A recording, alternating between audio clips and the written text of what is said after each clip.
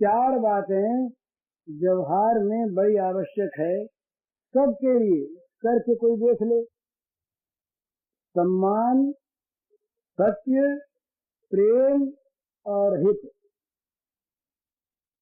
प्रत्येक प्राणी सम्मान चाहता है, प्रत्येक मनुष्य सम्मान चाहता है। अपने अपने दायरे में सभी एक अहम को लिए बैठे हैं, सब सम्मान चाहते हैं। तो किसी का भी अपमान हम करें, वो चाहे बोल न सके हमारे सामने, किसी कारण से उसके मन में एक शेर सा जाकर के चुभ जाता है, हाय हाय हमको अपमान सहना पड़ा।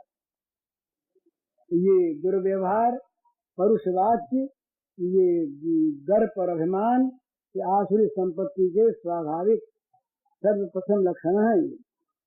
तो इसलिए सबका सबके साथ सम्मान का बर्ताव करे, पर सम्मान छलयुक्त न हो, सम्मान कपट युक्त न हो।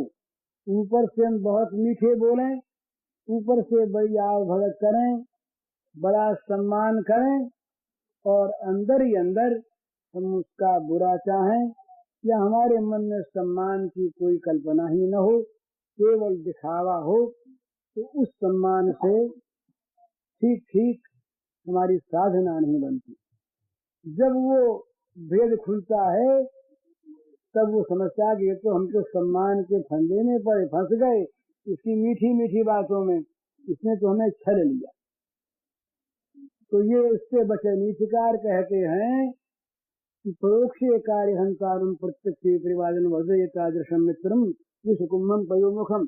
जैसे जहर से भरा हुआ घड़ा हो और ऊपर से उसके दूध रखा हो मुंह पर, दूध मुहा विष भरा घड़ा।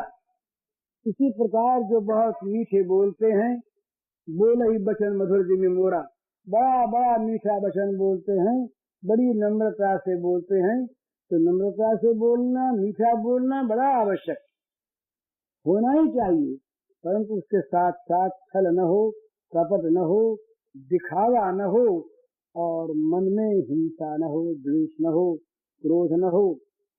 तो वो क्या हो, सत्य सम्मान हो, मन में सत्यता हो, व्यवहार में सत्यता हो। तो दूसरा लक्षण ये सत्य है, सबकी सेवा करने का और उस सेवा के द्वारा साधना करने का। तीसरी चीज है प्रेम। ये बहुत समझने का विषय है। प्रेम के बाद फिर कभी मौका लगेगा तो हो सकती है, नहीं तो नहीं। प्रेम देना जानता है, काम लेना जानता है। यही काम और प्रेम का एक सार्वभौम स्वरूप है। जहाँ लेना है, लेने की आकांक्षा है, वहाँ काम है, और जहाँ देना है, देने के लिए ही जीना है, वहाँ प्रेम है। आप किसी का प्रेम प्राप्त करना चाहिए, अगर चाहते हो तो उसके लिए त्याग कीजिए और उसको देने में प्रवृत्त होइए। देने का आग्रह करिए तो क्या होगा, उसका प्रेम प्राप्त होगा। त्याग ही प्रेम की भूमिका है। त्याग की भित्ति पर ही प्रेम का प्रासाद खड़ा होता है। तो इसलिए प्रेम देना जानता है जो देता है। श्री गोपांगनाएं सबसे ऊंची प्रेम की प्रतिमाएं क्यों मानी गई? वो देना जानती, लेना नहीं जानती। देना जानती, लेना नहीं जानती, और देने को लेना मानती। अपने में देने योग्य वस्तु को नहीं मानती, और बिना दिए ही वो वस्तु मुझे दी ऐसा मान रहे हैं श्री कृष्ण। तो ये उनका शील है, उनका सौजन्य है, ये गोपांगनाओं का स्वरूप है। इस पर फिर कभी बात। तो दूसरी चीज है ये, तीसरी चीज है प्रेम, और चौथी चीज है हित। आप चुपचाप हित करते रहिए, किसी का हित करते रहिए, उसे बताइए मत। भगवान आपका बदले में हित करेंगे, और जब उसको पता लगेगा तो वो तो आपका सेवक बन जाएगा।